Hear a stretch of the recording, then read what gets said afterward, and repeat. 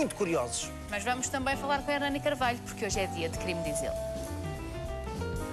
Uma mulher vive em pânico, com medo de um cabo da GNR em Cabeceiras de Basto. Tenta apresentar queixa, não consegue, vai ao Ministério Público, tem dificuldades e não há maneira do tribunal se pôr a trabalhar. É filha de um cabo da GNR e tem medo dele que se pela. Ela vai contar tudo aqui hoje, no Você na TV. Não perca.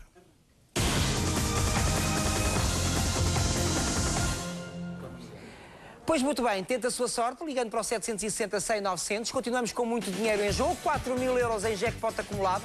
Portanto, ligue para o número do telefone, que é sempre o mesmo. Já sabe que pagará 60 cêntimos mais IVA por cada chamada que fizer. Terá de alcançar um número mágico. Já hoje demos dinheiro, 500 euros no passatempo Roda Você. O número agora é outro, é o 1423. Até porque aqui quem roda... é você! 1423 é o número mágico. E agora vamos à guerra, mais propriamente aos homens portugueses que partiram para a Primeira Guerra Mundial, porque temos connosco Gil Santos, que é neto de um ex-combatente. Confidenciava-me há pouco que o avô já partiu em 76. Não, e com que idade, Gil? 81 anos. Já tinha 81 anos. Contou muitas histórias, certamente, a este neto, e é disso mesmo que vamos falar, mas também temos connosco a historiadora e também a escritora Isabel Pestana Marques. Muito obrigada por ter vindo, Isabel. Seja bem-vinda. Vamos lá, então. Certamente que o Gil se habituou a ouvir histórias contadas pelo próprio seu avô, não é? Habituei porque eu vivi com ele até aos 20 anos e digamos que eu era o neto preferido. Exatamente, para contar essas histórias. Aliás... Era um bom ouvinte. Exatamente. Eu tenho comigo um manuscrito, um diário de guerra, que ele escreveu... Este diário foi escrito exatamente. Um homem quase analfabeto.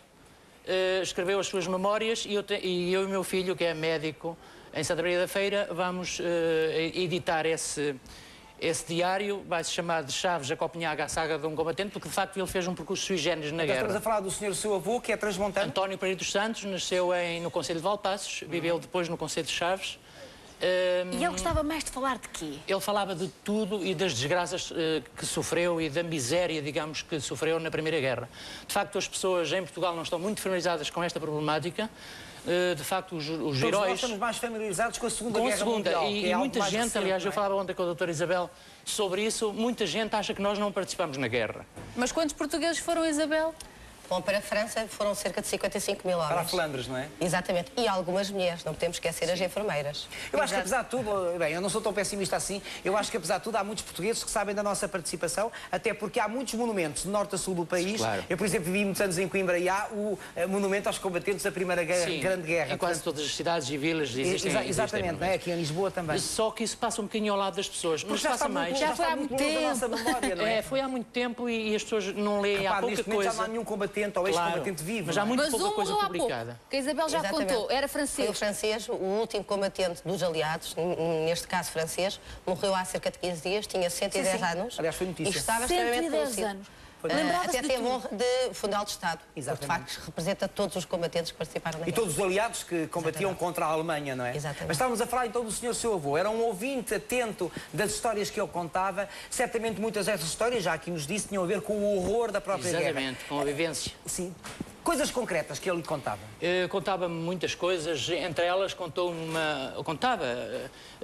sabe que entre as montes, os serões e as cestas são momentos solenes. E então... Na cozinha. Na cozinha e na eira. Exatamente. E, portanto, ele não deixava esses espaços... contava nesses espaços as histórias da sua vida. Eles tinham medo, eles passavam fome. Como é que era a vida na guerra?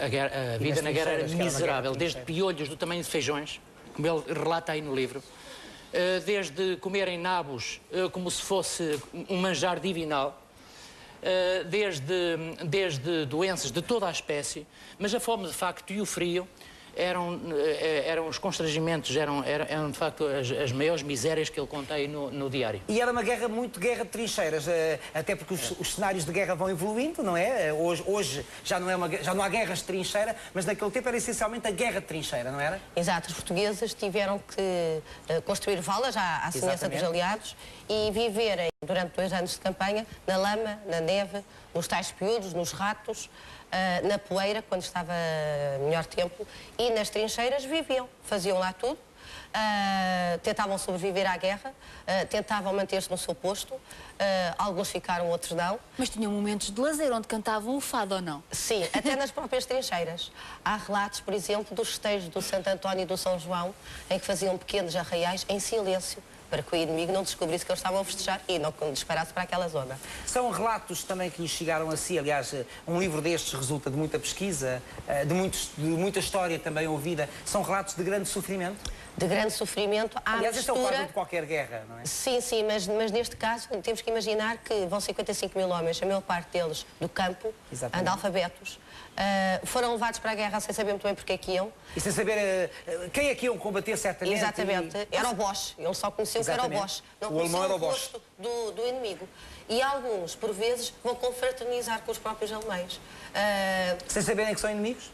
Sabem que são inimigos, mas já estão tão cansados da guerra. Não faz sentido a guerra, já não faz sentido, passado um ano de campanha, e de facto conversam, até oferecem alguma comida, alguma pequena lembrança. Mas eles partiam sem noção. E quem estava cá sabia o que é que eles iam fazer? O que iam encontrar? Estamos a falar de uma época em que não havia televisão, em que as notícias não chegariam certamente aos sítios mais recônditos. Como é que havia jornais, mas havia censura. Exato. Claro. E a maior parte da população portuguesa era analfabeta, portanto não tinha acesso aos jornais. Em algumas cidades sabia-se que de facto estamos em 1917, não é? Em 17, parte-se em 17 para a Flandres. Se em 1974 havia tanto analfabeto, agora imagina-se em 1917, exatamente. Não é? A maior parte da população o seria. Exato. 75%. Ao ponto, por exemplo... 75%. Coisa incrível, não é? Incrível. Em França, ao ponto de os soldados quererem contar as novidades à família e não saberem escrever uma carta. Claro. Então aparece o escrevedor das cartas. Era aquele camarada que, a troco de alguns dinheiros... Sabia escrever? Que tentava escrever alguma coisa. Por isso há muitas cartas que são muito parecidas umas com as outras. Começam-se todas da mesma maneira e acabam... Só mudam o nome. Só mudam o nome. E algum pormenor. Mas há cartas de amor, teve acesso a elas? Cartas de combatentes que escreviam às namoradas? Há cartas deliciosas em que se tenta escrever num português mais ou menos correto e numa tentativa também de escrever francês. Agora imaginem o que é um português que mal sabe escrever português a tentar escrever francês para seduzir uma francesa. São deliciosas. Porque eles namoravam com as estrangeiras depois. Com as francesas. Havia lá poucas portuguesas, eram só as enfermeiras. Mesmo, tinham deixado cá algumas, mas isso não interessava. Exato. Não, havia mulheres e namoradas cá e havia também lá mulheres. Bom, temos a história do senhor seu avô, que eu acho também que é muito aliciante. António Pereira dos Santos, a gente não disse o nome dele. Mas eu gosto de dizer senhor seu avô e gosto de dizer senhor seu pai e senhora sua mãe. É o que está na fotografia? Exatamente. Presumo que esta fotografia tivesse sido tirada no acantonamento, portanto, quando chegou lá, porque ele estava gordinho, depois não estaria assim no fim da guerra, não é? Claro. De facto, foi tirei. Eu presumo que esta fotografia fosse... Já estava casado nesta altura? Não estava ainda, não estava. Tinha 24 anos quando foi, portanto, não estava casado ainda. Casou muito depois, e bastante depois. Agora, grande incerteza, sobretudo para os seus bisavós, porque... Sim, eles correspondiam-se. Aliás, ele sabia escrever e, portanto, mesmo quando estava prisioneiro na Alemanha... Este diário resulta do próprio cenário de guerra, é um diário que tem a ver com a estada dele lá? Exatamente, ele tomava notas, depois ele foi prisioneiro, esteve em Staloponen, que fica hoje na fronteira com a Lituânia. Entretanto, ele foi aí que escreveu o diário na casa de um professor onde foram buscar, porque ele era carpinteiro, ao campo de concentração, esteve na casa de um professor onde fez de criada, e, portanto, presumo, embora não seja líquido, digamos assim, que tivesse sido aí que escreveu o diário, mas presumo que o tivesse feito aí. Ele foi feito prisioneiro.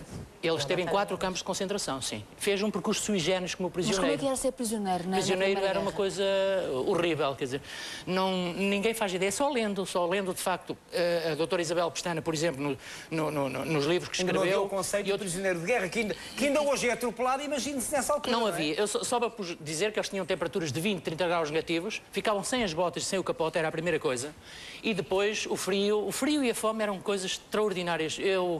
Mas acha que havia um objetivo de os exterminar através do frio? Não havia, havia grandes dificuldades também da Alemanha em providenciarem, portanto, alimento aos prisioneiros e, portanto, mesmo a Cruz Vermelha ele ele tem aí referências à Cruz Vermelha e às senhoras e a outras organizações de apoio, digamos assim, que não faziam chegar lá ajuda. E os portugueses estavam completamente esquecidos na Alemanha. Esquecidos pelo próprio governo português. Ele é muito crítico aí nesse diário sobre isso. E mais... Daí o interesse deste escrito, não é? Muito bem. E ele depois, ele teve de fugir com os italianos para Copenhaga, para a Dinamarca porque não tinha apoio nenhum do governo português. E ele falava com saudade dos camaradas?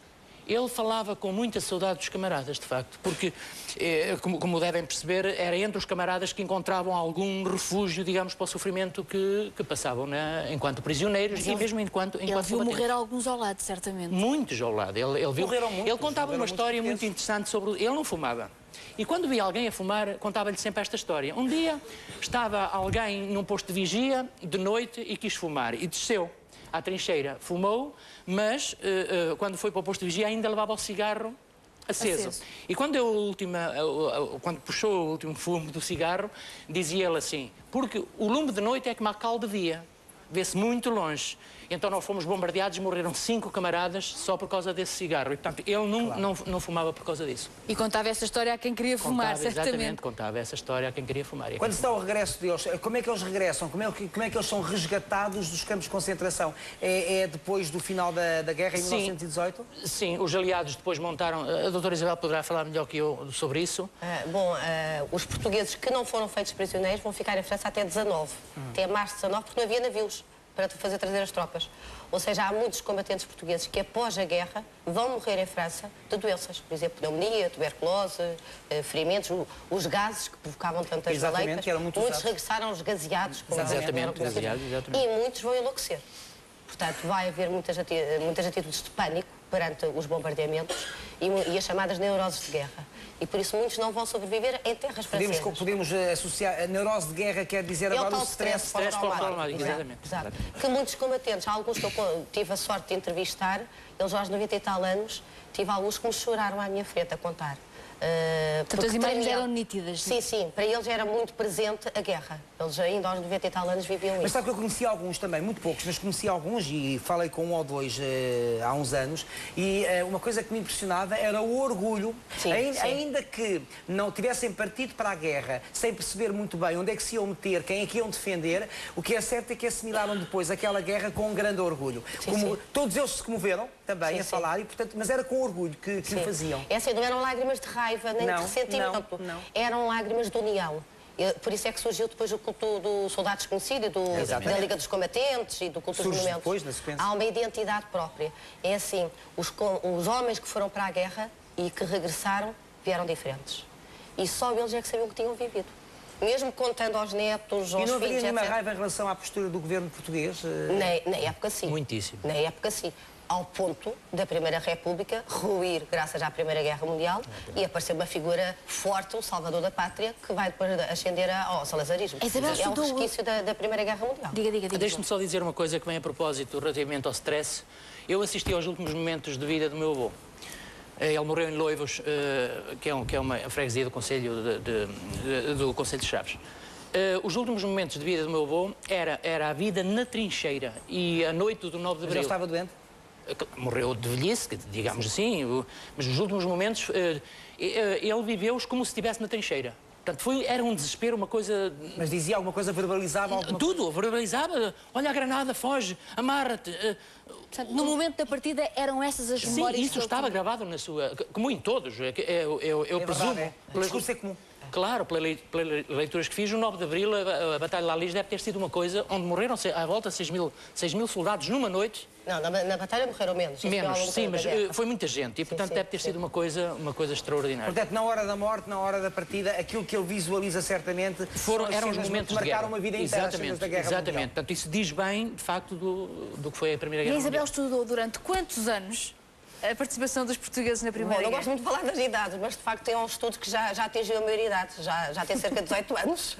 Deve ter lido tanta coisa. E ouviu também, não é? E ouviu o testemunho. Sim, portanto, anda em arquivos oficiais, arquivos particulares, cada vez que encontrava alguém que tinha familiares, pedia papéis, pedia documentos, pedia fotografias materiais, inéditas, fotografias. E, de facto, ao longo dos anos, tenho feito muita pesquisa e tenho avançado os estudos. Ora, estudo uma parte da guerra, outra parte, e, portanto, vou... E o que é que tentou exatamente no seu livro? Mostrar o quê? É assim, este livro é um pouco uma homenagem sentida aos combatentes e tentar dar voz àqueles homens que já cá não estão e transmitir o que eles sentiram, o que eles viveram, o que eles pensaram e, sobretudo, a todas as gerações.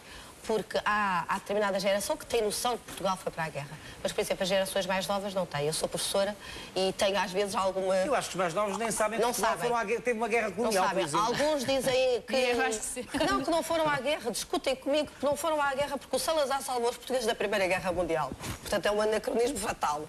E acho que é muito importante dar voz aos combatentes. Por isso é que há muitas citações, há cartas que aparecem aí transcritas, há fotografias. Eles faziam encontros depois cá em Portugal? Sim, sim. Faz muito lembrar os encontros da Guerra Colonial, porque vai nascer na Primeira Guerra Mundial o culto da camaradagem, de se manterem unidos. Chegou a consultar o arquivo do avô do Gil, do António? Não, tive agora a sorte, de facto, de começar a consultar. É um documento muito importante, porque mostra a parte do cativeiro. Exatamente. Porque o que é que aconteceu? A documentação, por exemplo, do Arquivo Histórico Militar é sobretudo dos combatentes que estiveram lá durante a campanha, porque os que foram feitos prisioneiros, digamos, desapareceram da cena de guerra e já não deixaram documentos. Morreram quantos portugueses na Primeira Guerra Mundial? É assim, na Primeira Guerra Mundial, a nível de estimativas, estamos à volta de 6.000. 4% dos que foram. A Batalha de Lalis foi uma batalha muito complicada. Teve muito mais prisioneiros do que mortos. Está a fazer agora anos, 9 de abril. Exatamente. 90 anos. Exato. 90 Morreram anos. cerca de 300 homens na Batalha de Lalis, mas não importa as mortes, importa é as horas de pânico e de sofrimento que aconteceu e ver os camaradas partirem para uma terra desconhecida que é o cativeiro. Muitos foram considerados perdidos, desconhecidos e não sabem onde estavam. E o Gil vai continuar a tentar mostrar... Não, eu queria ilustrar a vivência do 9 de Abril pelo meu avô, porque parte do diário está escrito em verso. Eu vou ler duas quadras só, muito curtas, sobre o horror que foi essa. Ele diz assim... Ele participou nessa batalha? Ele foi prisioneiro nessa batalha. Na sequência da batalha. Exatamente. Começou às 4h pouco da manhã e ele foi prisioneiro ao meio-dia. Diz assim: ficámos atromelizados, todos nós os companheiros.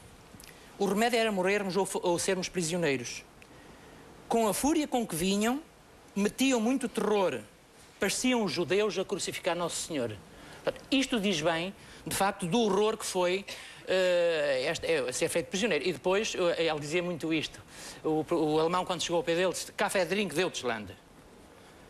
Ser bom prisioneiro, levantavam as mãos, pronto, e então passaram 24 horas a transportar os mortos alemães, portanto, para o sítio. O Gil não vai deixar morrer estas memórias, aliás, vai ser um livro. Não, a Prefácio vai editar agora no segundo semestre este livro, que se chama De Chaves a Copenhaga, que eu e o meu filho fizemos, a saga de um combatente, que vai publicar o diário em facsímile, não é? E, entretanto, nós aqui o que fizemos foi um enquadramento, digamos assim, da leitura do diário, porque quem o lesse... Enquadramento histórico? Exatamente. Histórico e uma contextualização da leitura. Porque quem ler o diário e não estiver familiarizado com estas matérias tem alguma dificuldade em perceber algumas coisas que se dizem aí, não é? Mas, entretanto, nós temos o livro da Isabel para nos inteirarmos de toda esta situação. Das Trincheiras com Saudade, uma edição da Esfera dos Livros, Isabel Pestana Marques, aqui a tentar mostrar os homens que partiram de Portugal para a Primeira Guerra Mundial. Toda a gente sabe o que é que aconteceu. Isabel. A Alemanha foi derrotada e o que é certo é que foi derrotada de tal maneira que se sentiu humilhada durante muitos anos e é justamente em nome dessa humilhação que depois nasce uma figura sinistra que marca o século XXI, que foi Hitler, que nos conduz a todos à Segunda Guerra Mundial. Aí sim Salazar, com alguns jogos, fez com que Portugal não entrasse na guerra. Mas é muito discutível também a participação de Salazar. Muito obrigada, Isabel. Muito obrigada. Muito obrigado. Muito obrigado.